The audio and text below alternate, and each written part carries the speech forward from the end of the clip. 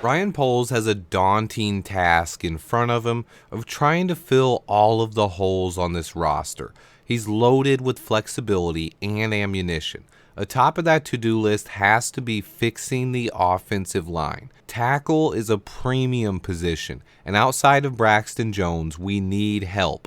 I believe signing a high-quality right tackle and then drafting another developmental guy should be the best route to take. This free agent tackle class is actually really good, and the draft features a lot of depth as well. Jack Conklin and Elgton Jenkins have both been re-signed and won't hit the market, but there are still plenty of intriguing options to upgrade our offensive line. Before I get into my rankings, I wanted to talk about Chiefs left tackle Orlando Brown just a bit because he's quite simply the biggest enigma potentially in the entire free agent class. A year ago, I thought he had zero chance to hit the market. The Chiefs offered him a contract that would make him the highest paid offensive tackle in history, and I thought they were going to get a deal done. However, he gave up the most pressures in the entire league this year and has had plenty of issues transitioning from Baltimore's run-heavy attack to the Chiefs' pass-happy scheme, and he hasn't returned to his dominant form yet. Will the Chiefs place a franchise tag on him? It's very possible, but there's a lot to this one. He turned down a 6-year, $139 million deal last year, so someone's going to have to pay up if they want Orlando Brown. I just wanted to touch on this because I believe I have him ranked lower than most people will expect. To me, there's a lot of baggage there, and I just don't know how realistic of an option he is. However, I can't completely rule it out with the amount of cap space we have and the fact that Ryan Poles was a part of the front office that traded for him. If he'd come over to the right side and play right tackle, I'd go ahead and bring him in. But I just wanted to mention him before I get into my rankings. Now let's get right into it. At number 10, I have Jets veteran option, George Fant. While Fant isn't a long-term option, he's a guy who could stabilize the position long enough for a rookie to get comfortable. In this scenario, I would expect us to take advantage of the tackle depth in this draft class. Fant missed some time due to injury, but he started 36 games over the last 3 seasons for the Jets, and he's a solid player.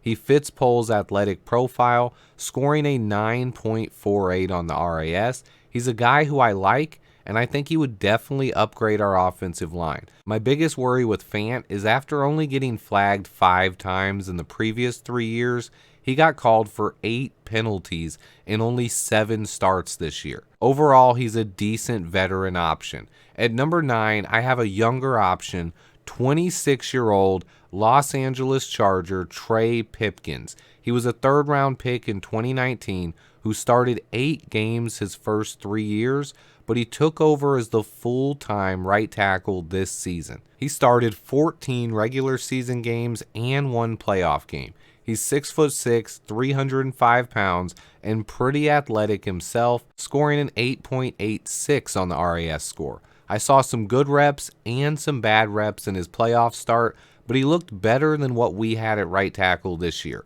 He's probably my least favorite of the younger options, but he's an intriguing guy that is definitely on my radar. Next up, my 8th favorite free agent offensive tackle. I have a former 1st-round pick who hasn't played that much this year, but he's played a few snaps in every game as the Eagles' swing tackle, Andre Dillard. He was drafted when Ian Cunningham was with the Eagles, and he started 9 games the previous 2 years, and he still has a ton of upside. Unfortunately, the Eagles' line was so good, he never got a full-time spot. He's extremely athletic, scoring a 9.8 on the RAS. Dillon has spent more time at left tackle, but he's versatile enough to play either side. He's 6'5", 315 pounds with great movement skills. He would be a perfect swing tackle or someone we could bring in to compete with a draft pick to be the starting right tackle. I like Dillard and have to believe that he will be on Poles and Cunningham radar at least. And then we get to number 7. I have a Green Bay Packer. Most people wanted Elgton Jenkins, who reached an agreement to stay with Green Bay, But a guy who's overlooked and a sleeper on my list is right tackle Josh Nijman. He's 6'7", 315 pounds, and also extremely athletic. So he scored a 9.8 on the RAS score. Good news for Poles, who loves athletic tackles with long arms. Nijman started 8 games at left tackle for the Packers last year and then started 13 at right tackle this season. He's a 27-year-old former undrafted free agent who is versatile and familiar with Luke Getsy. I think he's good enough to come in and compete for the right tackle spot and would definitely upgrade our line.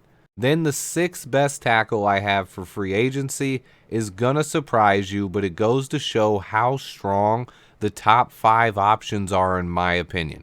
Number 6 is Orlando Brown, highly touted left tackle. He was much more effective in Baltimore's run-heavy scheme as a right tackle, but he was traded to the Chiefs because he wanted to play left tackle and get paid more. He turned down a record-setting contract offer and is a possibility to be franchise tagged for sure. That being said, Ryan Poles is familiar with him, and even though he struggled this year, he would still definitely upgrade our line if he went to right tackle. I don't know if he's worth the money, and I think the Chiefs most likely franchise tag him. Most people have him ranked as the number 1 free agent tackle, but there's just too much talent available in my opinion. Brown gave up the most pressures in the entire NFL this year, and honestly, if we signed him, I would want to keep Braxton at left tackle and move Orlando back to the right side.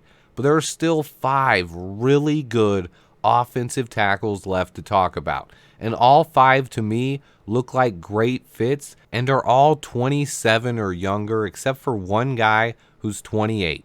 Let's get to the top 5. At number 5 is a guy I would have ranked in the top 3 if he didn't suffer an injury in December. It's Cowboys right tackle Terrence Steele. He tore his ACL about 6 weeks ago and will probably not be ready to start next season, which is why he isn't ranked higher.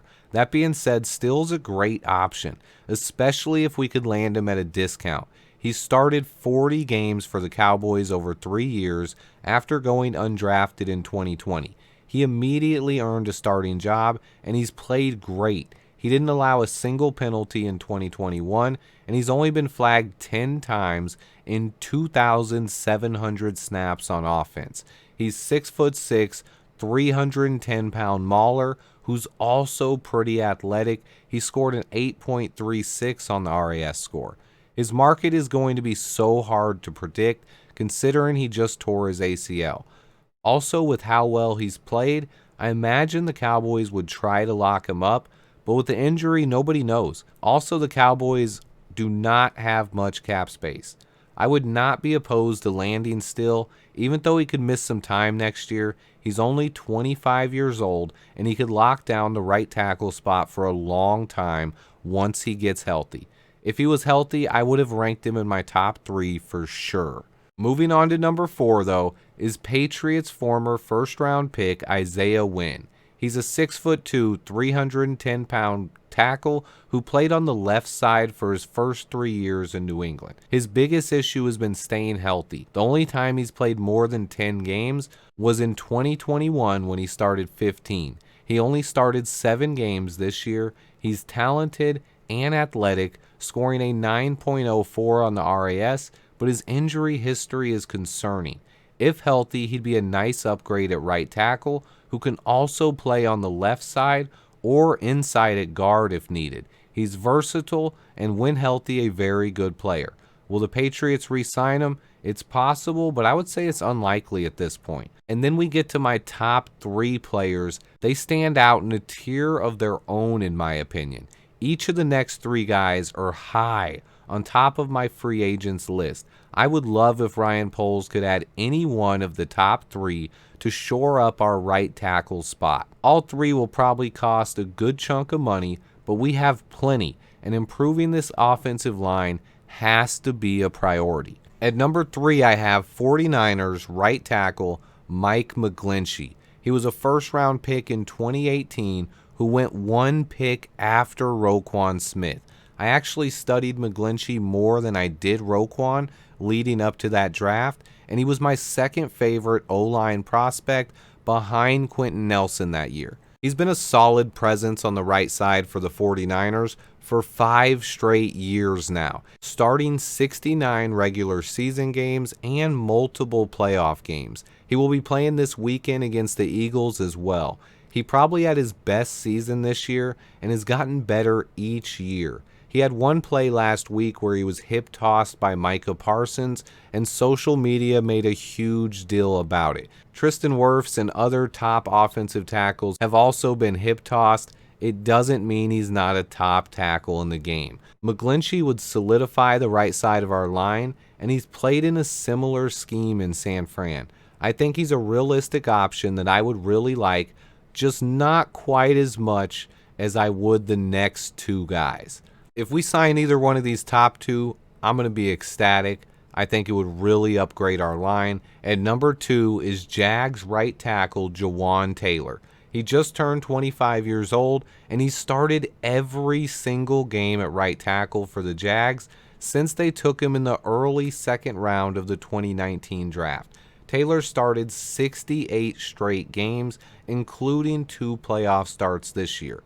He's young, athletic, powerful, coming in at 6'5", 312 pounds. He's not a perfect player, but he's durable and continues getting better. He would instantly upgrade our offensive line, and having him next to Tevin Jenkins would give us a powerful 1-2 punch on the right side of the line that would punish defensive lines. I really like Taylor. He did give up a couple of pressures versus the Chiefs last week, but he is a really good football player. Durability cannot be understated either. He is the only player on this entire list that is yet to miss a game in the NFL. I would love it if Poles was able to sign Jawaan Taylor. Coming in at number 1 overall, and my personal favorite free agent offensive tackle, is Atlanta Falcons starting right tackle Kaleb McGary. He went 6 picks before Taylor did in the 2019 draft as a late first rounder for the Atlanta Falcons. He started 62 games over the last 4 years, and he's been a very good tackle for Atlanta. He's also been very durable, starting 16 or more games in 3 out of his 4 seasons, only missing 3 games in 2020. He's 6'6", 300 pounds, and a theme for successful tackles and a trait Ryan Poles loves, he's very athletic. He scored a 9.83 on the RAS score, and he also plays with that physical demeanor that would make the right side of our offensive line just nasty. Tevin Jenkins and McGary together on the right side would be awesome. They both punish defenders. They both block to the whistle and bring a physical presence that the entire team feeds off of. Having them next to each other will be a major step towards solidifying our offensive line and giving Justin Fields the protection he needs. One more last note on McGary. He's also the only free agent tackle to finish in PFF's top 10 graded on the season. Coming in at number 4 overall, he's up there with Daron Payne as far as my most wanted free agents. If Ryan Poles signs McGary this offseason, expect me to be hyped.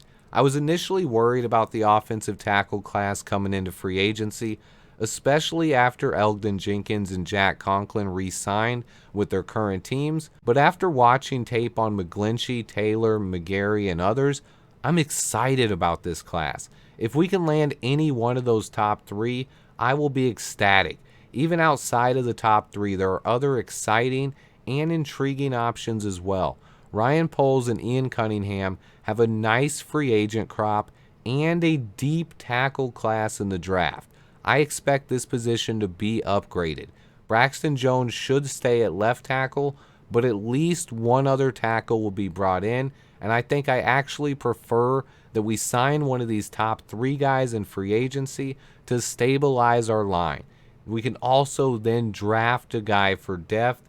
I think this crop of free agent tackles is a great place to start free agency. Paired with the defensive tackles, Poles will have more than a few options to upgrade our trenches. This was my second positional preview video for free agency. I already covered defensive tackles, and I have defensive ends coming up next. Stay tuned for that. Let me know in the comments which of these tackles is your favorite or which one you would sign in free agency. I will also cover every position for the draft as well, but I want to hit free agency first. Stay tuned, hit that like button for me, turn on the notifications so you don't miss out on future videos, and until next time, bear down!